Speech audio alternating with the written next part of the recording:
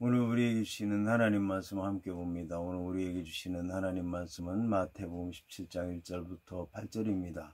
그러면 다 함께 읽습니다. 헬세의 예수께서 베드로와 야고보와 그 형제 요한을 데리시고 따로 높은 산에 올라가셨더니 그들 앞에서 변형되사 그 얼굴이 해같이 빛나며 옷이 빛과 같이 휘어졌더라. 그때에 모세와 엘리야가 예수와 더불어 말하는 것이 그들에게 보이거늘 베드로가 예수께 여쭈어 이르되 주여 우리가 여기 있는 것이 좋사오니 만일 주께서 원하시면 내가 여기서 초막셋을 짓되 하나는 주님을 위하여 하나는 모세를 위하여 하나는 엘리야를 위하여 하리이다. 말할 때 호련히 빛난 구름이 그들을 덮으며 구름 속에서 소리가 나서 이르시되 이는 내 사랑하는 아들이요 내 기뻐하는 자니 너희는 그의 말을 들으라 하시는지라. 제자들이 듣고 엎드려 심히 두려워하니 예수께서 나와 그들에게 손을 대시며 이르시되 일어나라 두려워하지 말라 하시니 제자들이 눈을 들고 보매 오직 예수 외에는 아무도 보이지 아니하더라. 아멘. 오늘 말씀의 제목은 초막셋을 지으리라입니다. 그러면 본문의 말씀을 통해 함께 은혜 나누도록 하겠습니다. 이에 본문의 말씀을 보면 엿새 후에 예수께서 베드로와 야고보와 그 형제 요한을 데리시고 따로 높은 산에 올라가셨다라고 하는 말씀으로 시작을 합니다. 본문은 예수님께서 변화산에서의 변화하신 사건으로서 성육신 사건과 십자가 순환 사건과 부활 사건과 승천 사건과 더불어서 예수님이 살아계실 때에 일어났던 5가지 큰 사건이라고 불리워질 만큼 중요한 사건입니다. 한편 본문의 엿새 후에라고 하는 말씀과 관련해서 누가복음에는 같은 사건을 다루면서 8일쯤 되었다라고 말씀하고 있습니다. 이것은 마태가 예수께서 말씀하신 후에 기간에서 첫째 날과 마지막 날을 뺀 데 반해서 누가는 베드로의 신앙 고백에 관한 일과 날짜와 예수님의 모습이 변한 날짜를 모두 더하였기 때문에 생겨난 차이입니다. 그뿐만 아니라 누가는 8일쯤이라고 하는 막연한 표현을 통해서 대략적으로 날짜를 계산하고 있다는 것을 알 수가 있습니다. 이 날은 마태복음 16장의 사건이 있은 후 만 엿새 곧 온전한 한 주간이 지나간 때를 얘기하고 있습니다. 예수님께서는 그 한 주간을 마무리하는 시점에서 제자들로 하여금 자신의 부활과 천국의 영광을 미리 맛보게 한 것입니다. 이와 함께 생각할 수 있는 것은 성경의 상징적 숫자 개념에 따라서 엿새는 매일매일의 일상적인 삶과 노동의 숫자로 볼 수가 있으며 엿새 후라고 하는 말은 곧 7째 날로서 6째 후 7째 날이 되는 날로서 7은 승리의 완전수라고 얘기할 수 있고 안식을 가리키는 숫자라고 할 수 있고 하나님 나라를 가리키는 숫자라고 할 수 있습니다. 예수께서는 참된 안식과 천국이라고 하는 새로운 믿음의 길을 열고 계신 것입니다. 본문의 베드로와 야고보와 그 형제 요한 세 사람은 모두 어부 출신으로서 예수님께서 중요한 일이 있을 때마다 구별해서 동행하신 사람들입니다. 이들을 택한 것은 그들 자신이 탁월했기 때문이라기보다는 예수님께서 뜻이 있어서 예수님의 의지에 의해서 택하여졌기 때문에 선택됐다고 얘기할 수가 있습니다. 예수님께서는 이런 그들에게 영광스러운 변화를 볼 수 있는 특권을 허락하시는 동시에 그들 각자에게 예수님의 영광스러운 모습을 세상에 전할 책임을 맡기셨습니다. 2-3 사람의 증거야말로 진실한 증인이 될 수 있었기 때문입니다. 여기서 예수께서는 증인으로 3명을 선택하셨는데 3명을 선택하신 것은 혹시라도 발생하게 될 오해의 소지를 없애고 아직은 침묵의 시간이라고 하는 것을 강조하며 앞날을 대비하도록 하기 위해서였습니다. 한편 이들 3명의 제자는 이제 12제자 중에서도 핵심 구성원으로서 예수의 십자가 부활을 준비하며 예수에 의해 교회를 이끌어갈 영광스러운 책임 사역자로 만들어가고 있는 것입니다. 본문에 따로 높은 산에 올라가셨더라고 하는 말에서 따로에 해당하는 카트 이디안이라고 하는 말은 문자적으로 따로 떨어져서 개인적으로라고 하는 뜻을 지닙니다. 따라서 카트 이디안이라고 하는 말은 문자적으로 자신에게 맞는 사람들을 따로 자신에게 부합하는 사람들을 구별해서라고 하는 뜻을 지니며 고대 헬라어 문헌에서는 다른 사람들과 구별되게 사적으로 개인적으로 라고 하는 뜻으로 사용되었습니다. 이것은 내적으로 친밀하다고 하는 의미를 지닌 표현으로서 그들에 대한 예수님의 영적이고 내적인 친밀감을 말씀하는 것입니다.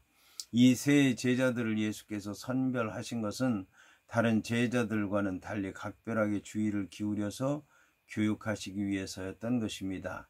본문의 높은 산은 전통에 의하면 다볼산이라고도 하고 가버나움과 지리적으로 가까운 거리라고 하는 점에서 예벨 에르묵이라고 추정하기도 합니다. 그러나 최근에 와서는 가이사랴 빌립보와 근접한 성을 들어서 일반적으로 헐몬산으로 생각을 하고 있습니다. 이 산은 갈릴리 호수 북방 안틸레바논 산맥에 있으며 스닐이라고 하는 말로 쓰이든지 아니면 시료라고 하는 명칭으로 불리워지고 있습니다. 해발 약 2850m로서 그 산 봉우리에는 항상 눈이 덮여 있습니다. 이 산은 요단강을 통해서 이스라엘 지역의 물을 공급해주는 산으로서 이스라엘 백성들에게 특별한 의미를 지닙니다. 이 산은 구약에서는 시온산으로 불리워졌고 베드로에 의해서는 거룩한 산으로 불리워지기도 했습니다.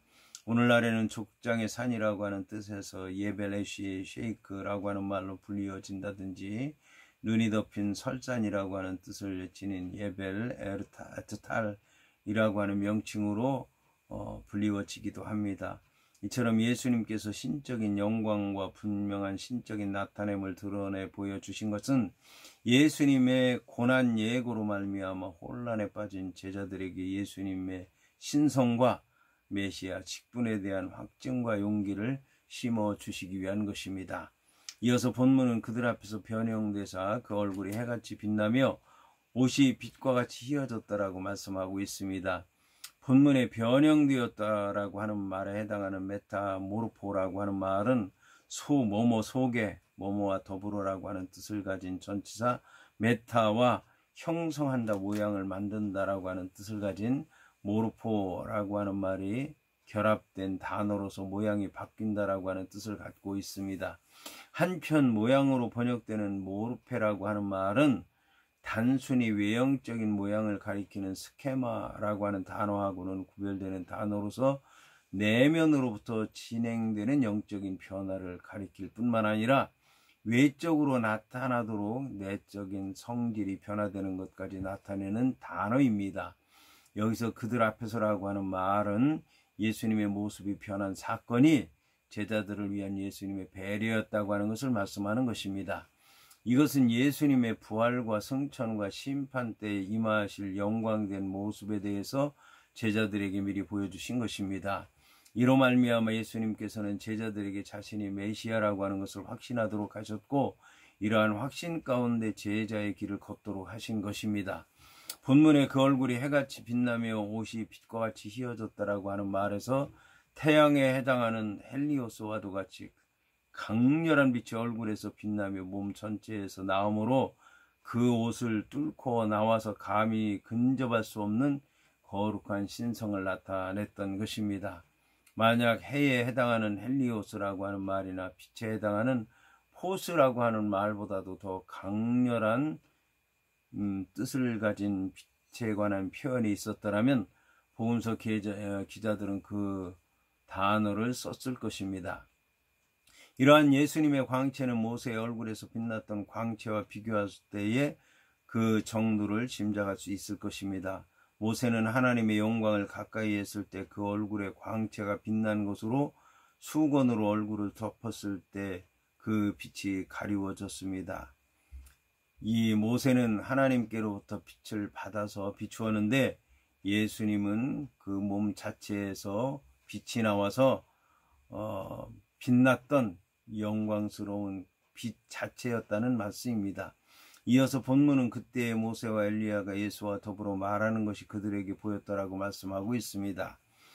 한편 한글 개역 개정 성경에는 번역되지 않았지만 원어 성경에는 보라라고 하는 뜻을 가진 감탄사 이두가 기록되어 있습니다. 따라서 본문을 직역하면 그리고 보라, 그때의 모세와 엘리야가 예수와 더불어 말하는 것이 그들에게 보였다 라는 뜻으로서 미처 예상하지 못했던 놀라운 일이 일어났다는 것을 강조하는 말입니다.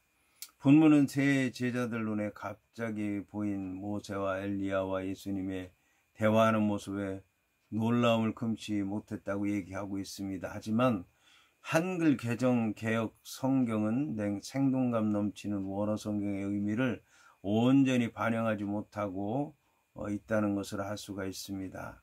왜냐하면 이 그때라고 하는 말 때문입니다. 그때라고 하는 말은 본다라고 하는 말에 해당하는 호라오라고 하는 말을 번역하는 것인데, 이 본다라고 하는 말에 해당하는 호라오라고 하는 말은 분명히 체험한 사실을 나타내는 동사로서 제자들이 목격한 변화산에서의 모든 것이 직접 체험한 역사적인 사건이라고 하는 것을 나타냅니다.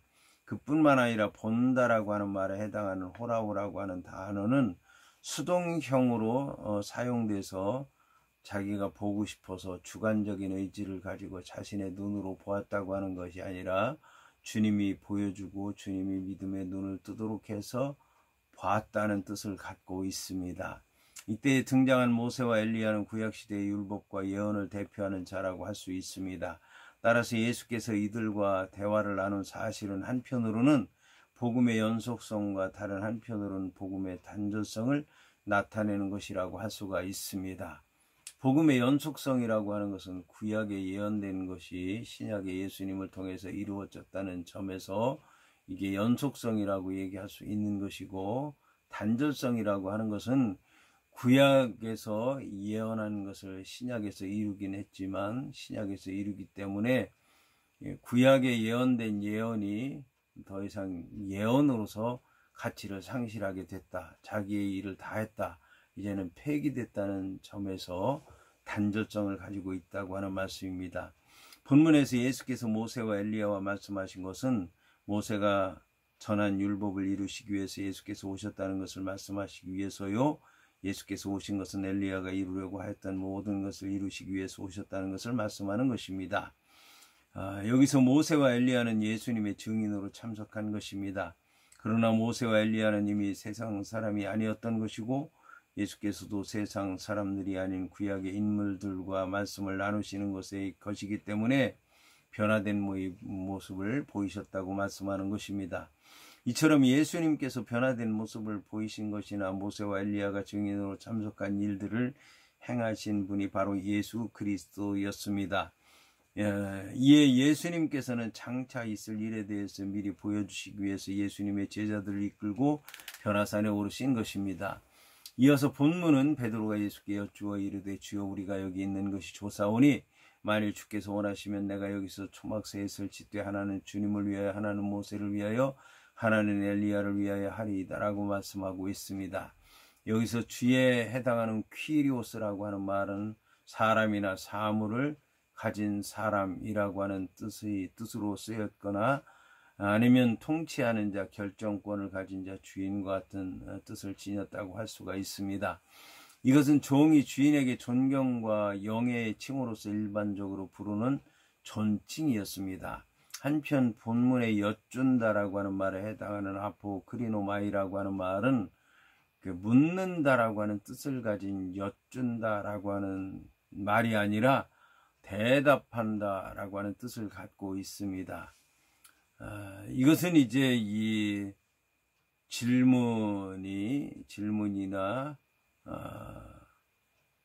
질문이 없다 하더라도 내용상 앞에와 관계 없는 대답을 했다는 것을 얘기하는 것입니다. 이러한 원어의 의미를 감안하면 본문의 상황을 고려할 때 베드로가 대답했다는 말씀인데, 예수님이 묻는 것도 없이 대답했다는 뜻을 갖고 있습니다.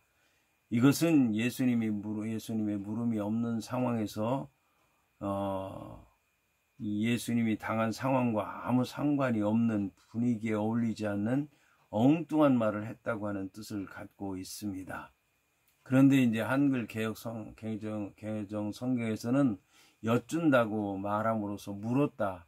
그러니까 이렇게 하면 어떻습니까? 라고 이제 물었다는 뜻을 갖고 있는데, 원어의 의미는 이렇게 제가 해드리겠습니다. 예, 예수님 알았습니다. 제가 이렇게 해드리겠습니다. 라고 하는 뜻으로 쓰였다라고 하는 것입니다. 자, 본문에서 있는 것으로 번역된 에이나이라고 하는 말은 계속적이며 반복적인 동작을 나타냅니다. 이것은 이때에 베드로가 산 아래로 내려갈 생각이 없었으며 계속 산 위에 머물러 있고 싶어 했다는 것을 말씀하는 것입니다. 그리고 이러한 생각은 예수나 모세나 엘리야를 위한 것이 아니라 그들 자신들을 위한 것이었습니다. 바로 얼마 전 빌립보 가이사랴에서 예수께서 친히 예루살렘에 올라가 고난을 받고 죽임을 당하며 3일 만에 다시 살아나야 할 것을 가르쳐 주셨음에도 불구하고 산 아래로 내려가서 예루살렘으로 가는 것이 아니라 산 위에 계속 머물고 싶어 하였다는 얘기인데, 그것은 그때까지도 베드로가 하나님의 뜻에 대해서 아무것도 아는 것이 없었다라고 하는 것을 얘기하는 것입니다. 여기서 주께서 만일 원하시면이라고 하는 말은 베드로가 자신의 요구를 절대시하지 않고 예수님의 권위를 먼저 인정해 드렸다고 하는 것을 얘기하는 것입니다. 하지만 베드로의 요구는 영적이라기보다는 육신적이고 하나님의 뜻에 의한 것이라기보다는 자신의 뜻에 의한 것이었다라고 얘기할 수가 있습니다. 왜냐하면 예수님께서 원하시는 것은 예루살렘에 올라가셔서 우리 모든 인간들의 죄를 위해서 죽으시고 모든 우리를 살리시기 위해서, 의를 위해서 삶 안에 다시 부활하는 것이었기 때문입니다. 본문의 초막에 해당하는 헬라어 스케네라고 하는 말은 히브리어 오해를 번역한 말로서 장막, 천막과 같은 뜻을 지닙니다. 일반적으로 헬라어 용법에서 스케네라고 하는 말은 나뭇가지나 막대기를 세우고 지붕을 매트로 덮고 벽면은 지푸라기나 나뭇잎이나 가죽 따위로 막은 간이 주택을 가리킵니다. 당시의 아랍 사람들은 존귀한 자가 있을 때 존경과 예의를 표하기 위해서 장막을 쳐주곤 했다고 합니다.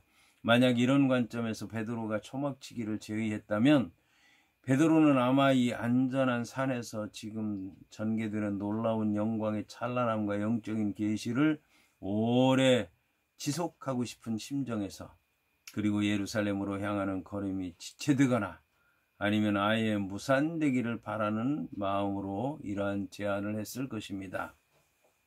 이와 더불어 생각할 수 있는 것은 유대인들의 전통적인 명절의 하나인 장막절기에 대한 회상이라고 할 수가 있습니다. 이 절기는 종말론적 성격을 강하게 내포하고 있습니다. 따라서 베드로는 예수님의 변모에 감사하며 메시아 시대에 임박한 계시를 인식하고 장막지기를 요구했다라고 하는 것입니다. 여기서 이제 장막절이 종말론과 관계가 있다라고 하는 얘기는 이스라엘에 세 가지 절기가 있는데 무교절이 첫 번째고 그 다음에 유월절이 두 번째고 장막절이 맨 마지막인데, 그 장막절에는 모든 것, 곡식이라든지 과일 모든 것들을 다 추수하고 저장한 다음에 광야로 나가서 장막을 치고 한 해를 돌아보면서 하나님 은혜를 생각하면서 금식하면서 지내는 기간을 얘기합니다. 그게 끝나면 이제 새로운 한 해를 시작하게 되는데, 한 해의 마지막 절기라고 하는 점에서 모든 것 세상 것 버리고 광야로 나가고 하나님의 말씀을 의지해서 금식하면서 마지막 절기를 보낸다는 점에서 나중에 보게 되면 그게 종말론과 연결되게 되고 세상 것을 포기하고 하나님 나라 준비하는 것으로 이제 나오기 때문에 이 장막절의 의미를 갖고 있다고 얘기하는 것입니다. 그래서 이단 가운데서도 이 장막절을 종말론과 연결시켜서 주장하는 사람들이 나오게 된 것입니다. 본문에 하나는 주님을 위해서, 하나는 모세를 위하여, 하나는 엘리야를 위하여 하리이다라고 하는 말은 모세와 엘리야를 영광스러운 위치에서 예수님과 똑같이 생각했다라고 하는 것을 얘기하는 것입니다. 그러면서도 베드로는 자신이 그 세 분을 수종 드는 자로 얻어서도 과분하다고 생각했던 것입니다. 이것으로 볼 때 베드로가 초막 셋을 짓겠다고 하는 의도는 이곳에서 아주 오래 머물고 싶지만 그렇지 못하다면 조금이라도 황홀한 이 순간을 오랫동안 누리려고 했던 것으로 보입니다. 이 말은 비록 선한 의도로 시작된 것이지만 여전히 예수님께서 변화산 사건에 참여하실 목적을 깨닫지 못하고 십자가의 고난이 없이 영광을 누리고자 하는 인간적인 욕심에서 비롯된 횡설수설하는 어리석은 말이었습니다. 이어서 본문은 말할 때에 호련히 빛난 구름이 그들을 덮으며 구름 속에서 소리가 나서 이르시되 이는 내 사랑하는 아들이요 내 기뻐하는 자니 너희는 그의 말을 들으라 하시는지라고 말씀하고 있습니다. 한글 개역 개정 성경에는 번역되지 않았지만 원어 성경에서는 보라라고 하는 뜻을 지닌 감탄사 이두가 문장의 맨 앞 서두에 기록되어 있습니다. 이것은 눈앞에 벌어진 사건이 예상하지 못한 놀라운 사건이었다라고 하는 것을 얘기하는 것입니다. 마태는 본절에서만 보라에 해당하는 이두라고 하는 단어를 2번 사용함으로써 빛난 구름으로 덮여진 현상과 구름 속에서 들려진 음성으로 말미암아 그들이 놀라워하는 것이 점점 더 커져가고 있다고 하는 것을 강조하고 있습니다. 여기서 빛난 구름은 여호와 하나님께서 함께 하고 계시다고 하는 것을 말하며 구름 속에서 들리는 음성은 하나님의 선언이라고 할 수 있습니다. 예수님은 하나님의 사랑하는 아들이요 기뻐하시는 자라는 말씀입니다. 한편 호련히 덮었다라고 하는 말은 빛나는 구름이 그들이 서 있는 지역 전체를 에워쌌다는 것을 말씀하는 것입니다. 그런데 한글 개역 개정 성경은 본문에 호련이라고 하는 없는 단어를 삽입함으로써 본문이 갑작스럽고 돌반적으로 일어났다고 얘기하고 함으로 말미암아 과장되게 설명하고 있습니다. 본문에 이는 내 사랑하는 아들이요 내 기뻐하는 자라는 말씀은 예수님께서 세례 받으실 때 하늘에서 들려진 소리와 같습니다. 여기서 이는 내 사랑하는 아들이요 내 기뻐하는 자라고 하는 말은 이사야 42장 1절 고난받는 종의 노래에 나오는 말이고 너는 내 사랑하는 아들이라고 하는 얘기는 시편 2편 7절에 나오는 말씀이기도 합니다. 따라서 예수님의 사역이 시작되는 시점에 들려진 하늘의 소리는 곧 예수님을 고난받는 종과 연결시키고 있는 것입니다. 이처럼 하나님께서 말씀하신 것은 예수를 모세와 엘리야와 완전히 구별해서 특별한 권위자가 된다라고 하는 것을 선포하는 것입니다. 여기서 사랑한다라고 하는 말은 마음으로부터 나오는 심정적인 것만을 표현하는 것이 뿐만 아니라 선택한다라고 하는 뜻도 있습니다. 따라서 이 말을 직역하면 내가 그를 선택함으로 인해 기뻐하였던 자라고 하는 뜻입니다. 이것은 메시아를 시간이 있기 전 곧 영원 전부터 선택했다고 하는 것을 말씀하는 것입니다. 이것은 결국 예수님의 영원성을 나타내주고 있는 말입니다. 요단강에 서 계신 하나님의 아들의 영원한 신적인 선택의 위대한 역사적인 사실이 하나님 아버지에 의해서 선포된 것입니다. 이처럼 아들 예수의 공생애가 시작될 때 아버지께서는 감추어진 방법으로 예수님을 다윗의 후손으로 오신 메시아이며 하나님의 아들이고 백성의 대표자며 고난받는 종으로 동시에 나타내 보여주신 것입니다. 여기서 들으라 라고 하는 말을 직역하면 너희는 듣고 있으라고 하는 뜻입니다. 이 말은 70인역에서 샤마라고 하는 말을 번역한 말로 사용되었는데 이 말은 귀로 듣는 것만이 아니라 이해하고 순종하는 것까지를 의미합니다. 이어서 본문은 제자들이 듣고 엎드려 심히 두려워하니라고 말씀하고 있습니다. 본문을 직역하면 그들이 그들의 얼굴을 숙이고 크게 두려워했다는 뜻입니다. 이것은 얼굴이 땅에 닿을 정도로 엎드렸다는 뜻입니다. 이처럼 엎드리는 행위는 경배하기 위한 경우가 많습니다. 예수님께서 변화돼서 영광스럽게 된 모습을 보고 황홀한 상태에서 산 위에서 영원히 머물려고 했던 제자들은 하늘의 음성으로 말미암아 예수의 신적인 권위에 눌려서 두려움에 떨 수밖에 없었던 것입니다. 이처럼 본문은 제자들이 이미 예수님께서 영광스러운 모습으로 변화되셔서 모세와 엘리야와 얘기하는 영광스러운 분위기에 압도돼서 두려워하고 있었다는 것을 말씀하는 것입니다. 이러한 인간의 절대적인 공포는 거룩한 하나님 앞에 선 죄악된 인간들이 보통 느끼는 느낌입니다. 이것을 통해서 우리가 알아야 할 것은 예수 그리스도의 황홀한 모습에 기뻐할 뿐만 아니라 하나님의 말씀에 두려워할 줄 알아야 한다라고 하는 것입니다. 이어서 본문은 예수께서 나와 그들에게 손을 대시며 이르시되 일어나라 두려워하지 말라고 말씀하셨다는 것입니다. 본문에 예수께서 나와 그들에게 손을 대시니라고 하는 말씀은 공관 복음서 중에서 마태만이 기록하는 내용으로서 제자들을 위로하시는 예수님의 따뜻한 모습을 보여주고 있습니다. 마태는 본문에 나타난 예수님의 위로와 앞에서 두려워 떠는 제자들의 모습을 밀접하게 연관시켜서 대조시킴으로 말미암아 본문의 사건이 잠에 취해서 환상을 본 그런 거짓된 사건이 아니라 진실된 사건이라고 하는 것을 강조하셨고, 예수님께서 진실한 하나님의 아들 되신 메시아라고 하는 것을 강조하고 있습니다. 본문에 두려워하지 말라는 말씀은 위로와 격려의 말씀으로 풍랑을 만난 제자들에게 하신 말씀과 같습니다. 이것은 예수님의 더없는 사랑과 연민의 정을 나타내 보여주는 행동입니다. 여기서 예수님께서는 먼저 제자들을 어루만지시면서 진정시키고 나서 말씀하셨습니다. 이러한 예수님의 따뜻한 손길과 부드러운 음성은 깊은 공포에 휩싸여 있던 제자들의 혼란한 심령을 넉넉히 회복시켜주기에 충분했습니다. 본문에 일어나라 두려워하지 말라고 하는 말씀은 사랑과 신적인 권위에 입각한 예수님의 이중적인 명령입니다. 여기서 일어나라와 두려워하지 말라는 모두 수동태 명령형으로 기록되어 있습니다. 이것은 예수님의 말씀이 단순한 격려의 차원이 아닌 신적인 권위를 가진 하나님의 아들로서 그들에게 주신 명령이라고 하는 것을 얘기하는 것입니다.